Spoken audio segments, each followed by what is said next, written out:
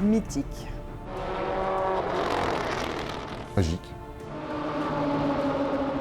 Chargé d'histoire, tu vois. Mythique.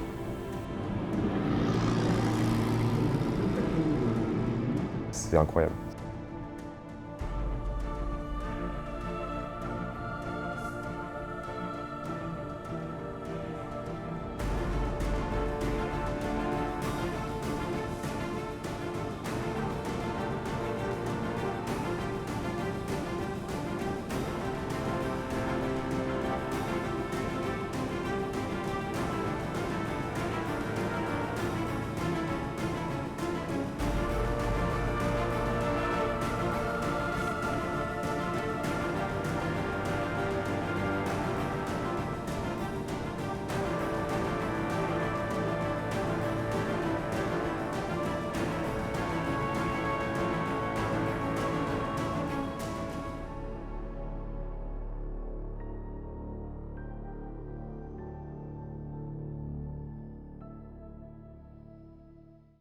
Après ça, j'ai envie de continuer hier soir. Mais après ça, on fait qu'une fois, tu vois. Ça fait longtemps que je me suis dit, ah, il faut que je finisse mes faisceaux. Et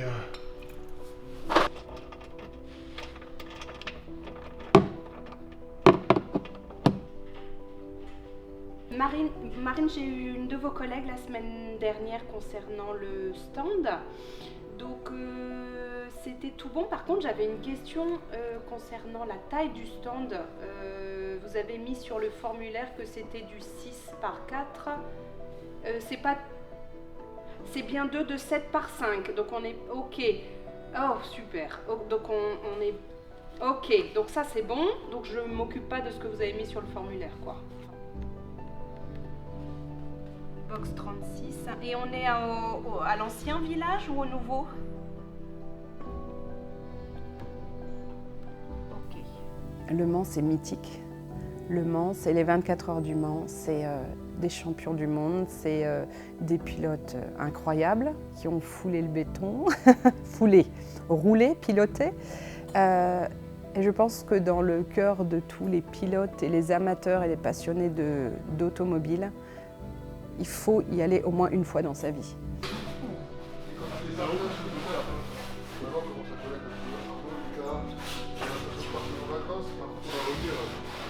encore plus fatigué que je viens avec la tu vas là.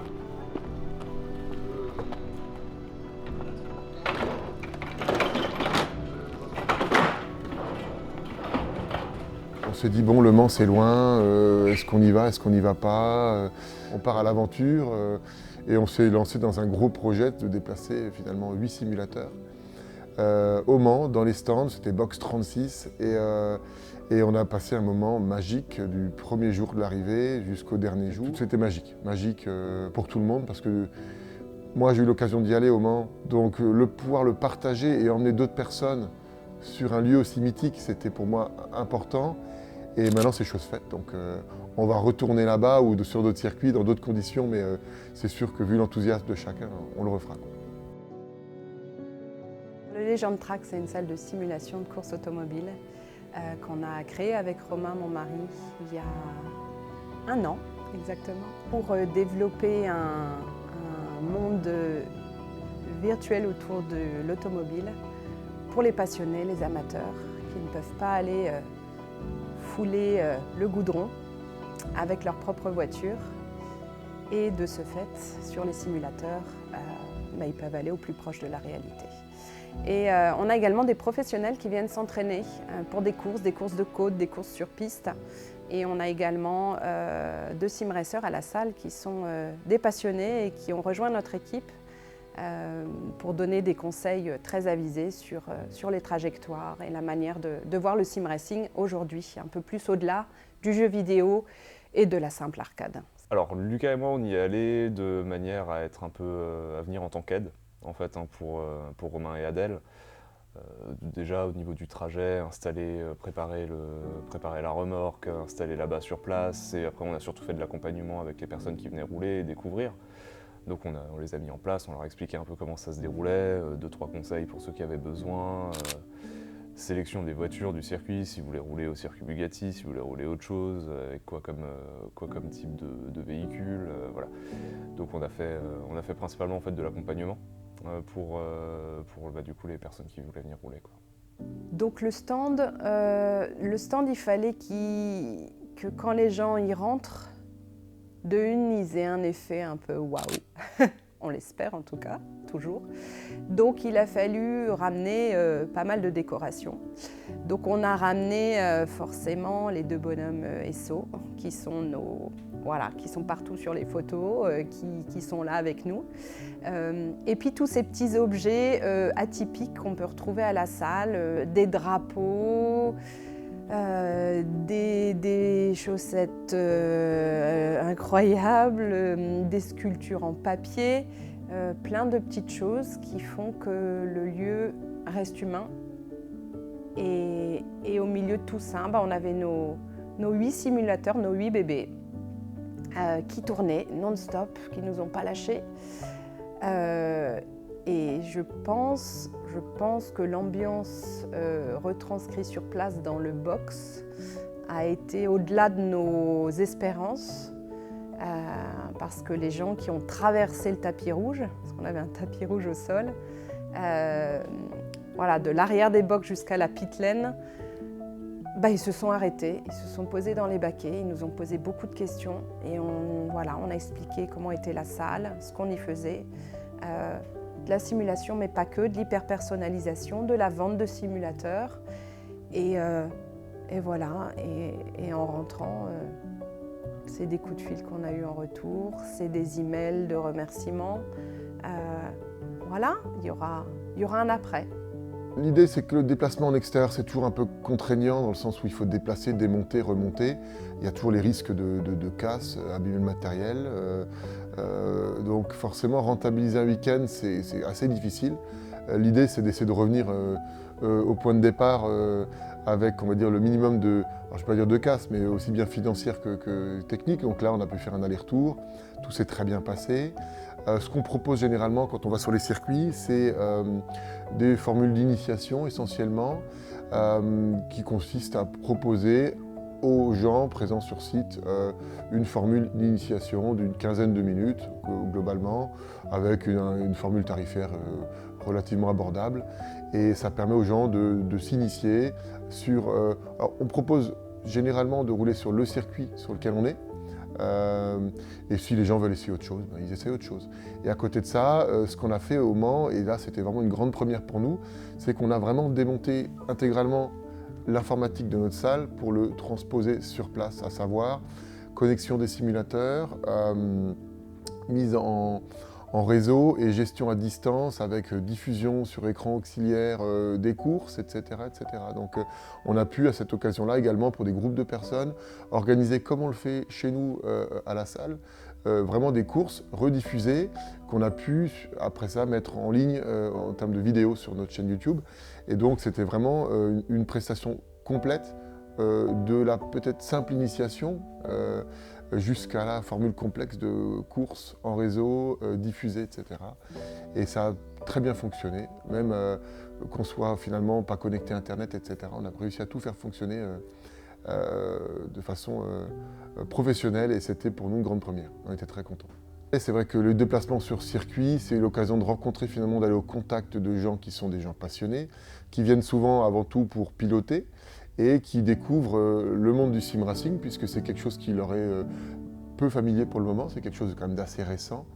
Et ce que nous on propose en termes de matériel, on est loin finalement des produits pour les adolescents qui se connectent aux consoles de jeux actuelles.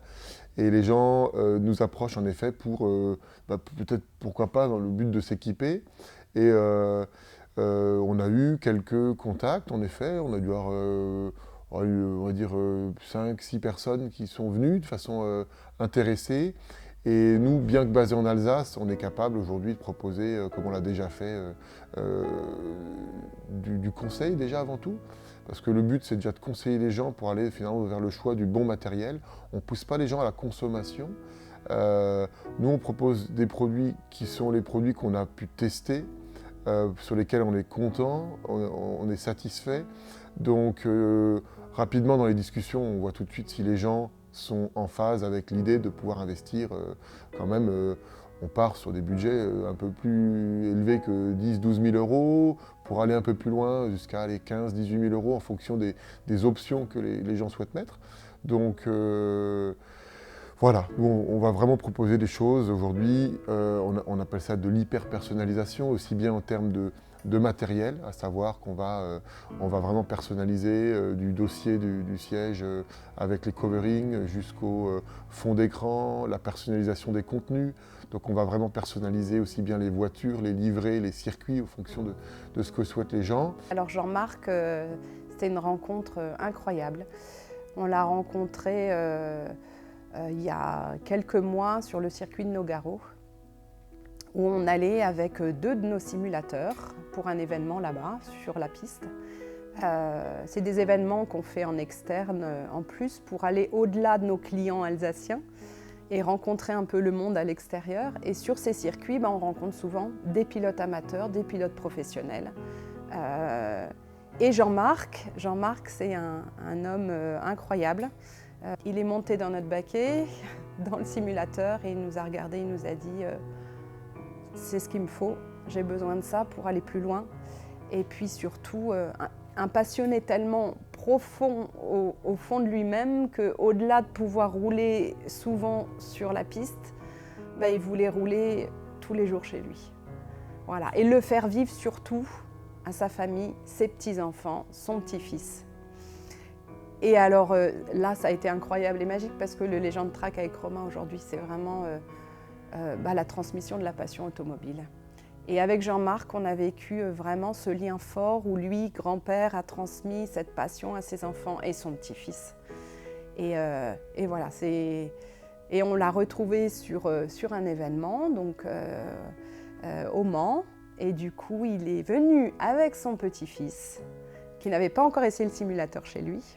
Et donc là, son petit-fils l'a essayé en réel, chez nous, sur le stand, avec son grand-père qui était en combinaison de pilote. Et il a roulé, son petit-fils, il doit avoir 4 ans, il l'a roulé sur lui, sur les genoux. Voilà, et puis il était tout fou et on avait tous les larmes aux yeux.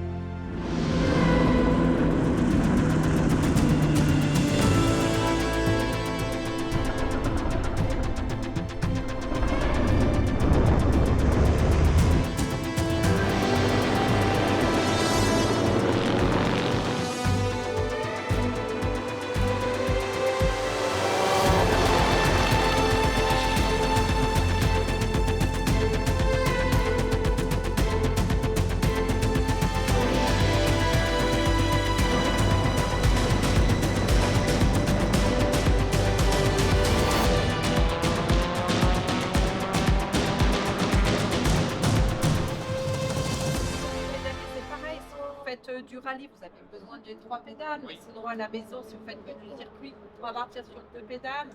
Après, on peut rajouter. Là, il y a des cellules qui mesurent la pression là, sur cela. Bien sûr. Vous pouvez tout régler sur le logiciel. Donc ces petites notes, donc ça, on part de Colmar. Et du coup, on se dit que je vais tout noter. Donc on fait un départ de base qui était prévu entre 18 et 19 h. On est parti à 19h45. Après, on a pris la route tranquillement et puis... Fuite descente sur le trafic. C'est vrai que c'était moment de stress parce que t'es déjà à la moitié de la route. Enfin, un peu plus de la moitié de la route, je sais pas. On s'en est rendu compte quand même assez tard. Et c'est vrai que quand tu commences à te poser la question, qu'est-ce qu'on fait ? Dernière ligne droite, est-ce qu'on pousse jusqu'au bout en mettant de l'essence, quitte à ce que ça continue de fuir sans arrêt, mais juste on va jusqu'au Mans et on arrête là-bas et on regarde, où on pouvait s'arrêter pour attendre pour l'ouverture d'un garage, machin. Et on a réussi à rouler jusqu'au petit matin. On a dormi, je crois, 1h30, 2 heures arrivé au Mans et j'ai pu réparer avec l'aide technique de mon garagiste du fond de la vallée de Münster en Alsace, qui m'a conseillé, qui m'a permis de dépanner le fourgon vers 7-8 heures le lendemain matin sur le parking. Du coup, le premier jour, découverte du box. On s'était fait une idée du box qui était vraiment sympa. Au final, on arrive, c'est 4 murs en pierre, en briques.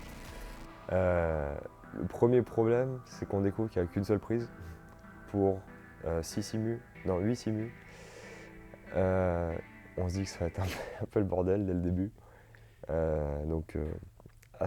Une belle surprise, puisque le box n'était pas non plus en une seule pièce.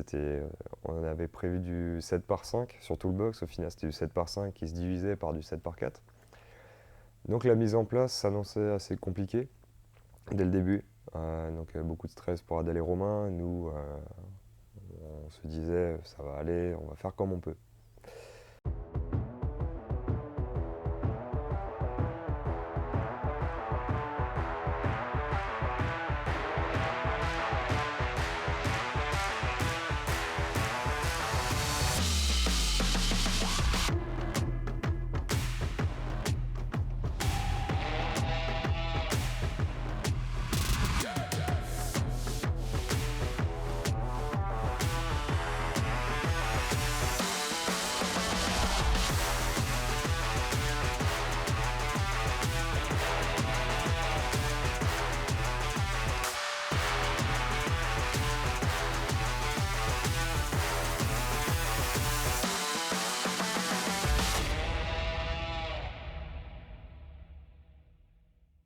Donc là-bas, au Mans, on a retrouvé l'équipe de la Classic Racing School, qui est une école de pilotage de voitures anciennes qui se trouve sur le circuit de Charade, dans le Massif central, et qui est une équipe incroyable, des jeunes de notre âge, même un peu plus jeunes, sortis d'école automobile. Et ils ont des Crossley, des voitures d'époque. Et pour la deuxième fois, on les a retrouvés et on s'est dit, un soir, un soir, on s'est retrouvés, on leur avait dit en amont, écoutez, nous on ramène un petit peu de l'Alsace avec nous, on gère, combien vous êtes? Donc on devait être une vingtaine, une trentaine, un soir, pour manger tous ensemble, le Legend Track, la Classic Racing School avec leurs pilotes et leur équipage. Et on a ramené notre four à tartes flambées, les tartes flambées d'Alsace, le Münster, le vin blanc, la totale. Et je me suis mis au fourneau. Et là, j'ai eu l'impression qu'ils découvraient la vie. Alors je fais des tartes flambées alsaciennes. Voilà. Made in Alsace. Donc fond de tarte, crème spéciale venue d'Alsace, des oignons, des lardons, du Münster pour ceux qui aiment, et un peu de gruyère. Donc on a la nature, la gratinée Münster et la veggie. Genre, waouh, des tartes flambées quoi. Romain, Adèle, Romain, avec vous. Ah, je suis là. On a un petit quelque chose pour vous. On a un petit cadeau. Je suis pas dedans. Non mais vous êtes malade. Ah mais non. Et on a vu qu'il y avait un truc qui t'avait tapé dans l'œil, donc... Le truc que j'ai acheté par hasard. Non, ça n'a pas intérêt. Mais sinon on ira les changer demain. Allez, vas-y, pour vous remercier. Tac. Oh putain, c'est trop beau. Mais vous êtes des malades. Fallait pas, putain. Ah si. Elle dit pas, fallait pas, c'est bon. C'est pas mal. C'est magnifique. Ah mais c'est pas pour ça que je vous ai croisé en stand, putain. Ah putain, j'ai envie de pleurer. Et voilà. Bon, on a une belle déco. Ce sera dans la déco, c'est Ah non, mais ce sera dans la déco, c'est magnifique. Voilà. C'est bien, ça c'est super. Bah ça a été pensé pour en tout cas. C'est pas Non, bah, ouais, non, c'est pas avec plaisir.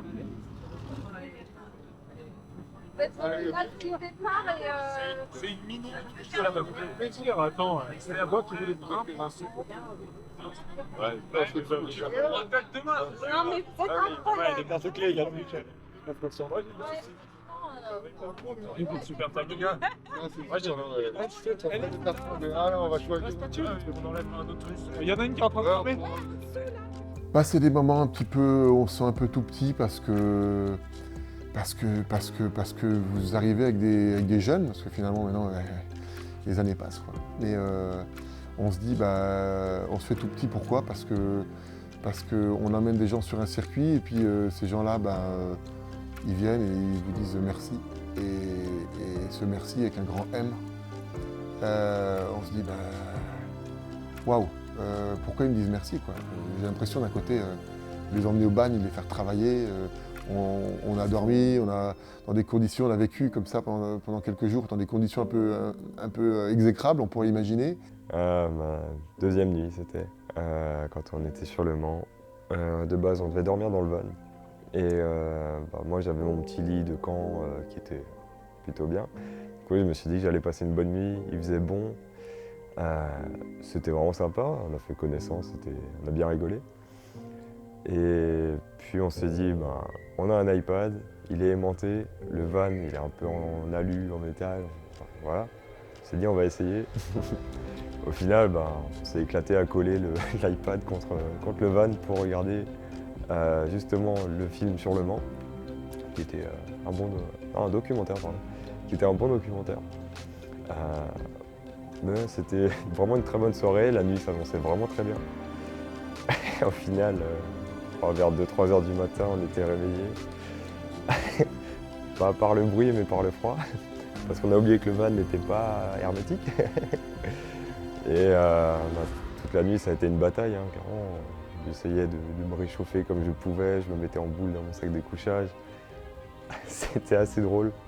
Une des pires nuits de ma vie, mais en même temps une des meilleures, parce que pas tous les jours que je dors ici, à côté, sur le circuit du Mans. En train de regarder un iPad qui est collé sur le van, même sur le toit du van, on a essayé, c'était vraiment sympa.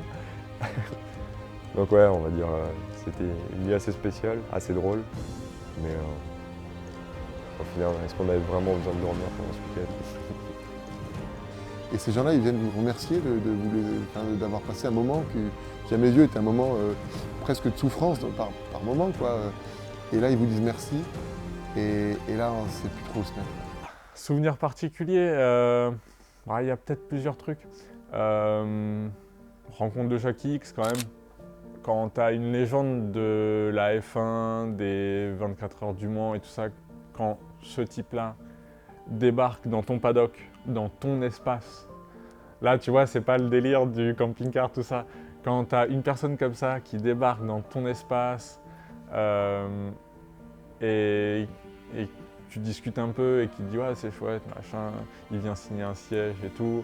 Quand tu as le temps d'aborder un peu la personne rapidement, là, tu te dis ouais, quand même, on a croisé quelqu'un d'important là au niveau automobile. C'est une atmosphère qui est à part en fait.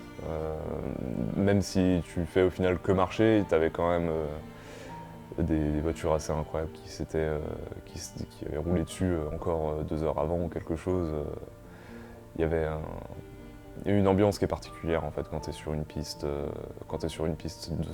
ce renom-là en fait. Alors on a fait que les premiers virages, mais ça t'aide, je pense aussi un peu à te mettre en tête ce que les types qui font les 24 heures du Mans, des trucs comme ça se vivent, quoi. C'est vrai, au début j'y croyais pas trop parce que quand Arnaud il vient me voir et il me dit « il n'y a plus les marshals et tout, il n'y a plus personne sur la piste, il se passe plus rien ». Je me suis dit « bah non, il y a toujours du monde, c'est pas possible, tu peux pas, tu vois, normalement c'est jamais en accès comme ça quoi ». Et c'est vrai que quand tu sors du garage, tu vois qu'il n'y a vraiment plus personne, il n'y a de toute façon plus un bruit de voiture, tout le monde est en train de remballer, et tu te dis ah, peut-être, peut-être qu'on peut sortir. J'ai couru jusqu'au Nalop, c'était long. Comme ça on dirait pas, quand on est sur Assetto Corsa ou quand on les voit à la télé, on se dit que ça fait 500 mètres, et au final c'est très très long. On voit que la montée elle est quand même pas mal... Il y a une bonne pente, quoi. Donc ça a été assez éprouvant physiquement. Plein de rencontres, des rencontres avec des pilotes, des rencontres avec des artistes, des infographistes, avec qui on a eu des coups de cœur, on a échangé vraiment sur des sujets passionnants. Il y aurait besoin de plus de temps de reportage pour juste faire le point sur les souvenirs. Mais moi je pars surtout en fait Mon souvenir préféré, à mon avis, ça va surtout rester juste la quantité de voitures un peu incroyable qu'on a vues là-bas.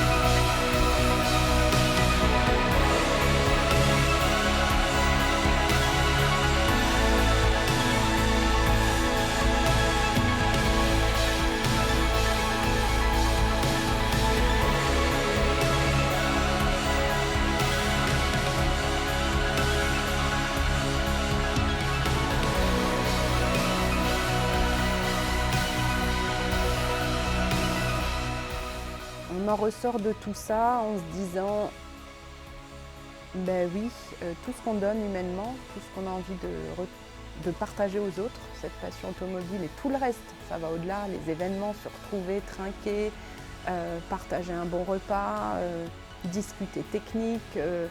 Et au bout d'1 an, avec Romain, là, il y a quelques jours, on s'est dit, mais c'est maintenant, là, ça fait 1 an déjà, c'est soit on décroche et c'est fini, soit on met le paquet et on y va encore plus, donc on va se dégager du temps, tous les deux. On va lâcher quelques heures ailleurs pour se mettre un peu plus dans notre projet qui est plus un hobby, rêve, mais qui pourra, je pense, devenir notre métier principal. C'est un beau cadeau et c'est maintenant qu'il faut y aller, quoi. C'est maintenant, il ne faut pas lâcher. Il ne faut pas lâcher et je suis certaine au plus profond de moi que ça va marcher. On voulait un projet à taille humaine. C'était important pour nous que ce soit au sein des murs dans lesquels on a vu la genèse du projet d'écurie de course de voitures qu'on a monté ou que mon papa a monté par le passé. Donc aujourd'hui, on a un peu remplacé les voitures et l'huile de boîte de vitesse par nos simulateurs. Et ce projet, au bout d'1 an, quand on prend un peu de recul, on se dit waouh, quand même, la salle, la déco, l'organisation, tout ce qu'on peut proposer. Alors on est encore loin de ce que je m'imagine comme étant l'aboutissement du projet, qui sera quelque chose de beaucoup plus structuré, avec des choses, ça c'est peut-être ma déformation d'ingénieur, mais j'ai encore plein d'idées, plein de projets, que ce soit de la création de contenu, de matériel. On a fabriqué, j'adore la menuiserie, des tables, on va détourner des objets, avec toujours l'ambition de les emmener sur les circuits. Enfin, quand je dis sur les circuits, c'est détourner une chaise pour finalement la ramener avec une thématique de course automobile ou autre chose. Et il y a encore plein de choses qui bouillonnent dans ma tête. Et je pense que maintenant, je vais réussir, maintenant que la salle fonctionne à proprement parler, je vais pouvoir me concentrer justement sur ces autres projets qui bouillonnent en moi. Et je pense qu'il y a encore plein de choses à vivre. Et on va les mettre en place au sein de cette salle. Et puis peut-être, qui sait, verront naître peut-être d'autres projets de salle ailleurs en France ou en Europe, quoi. On verra.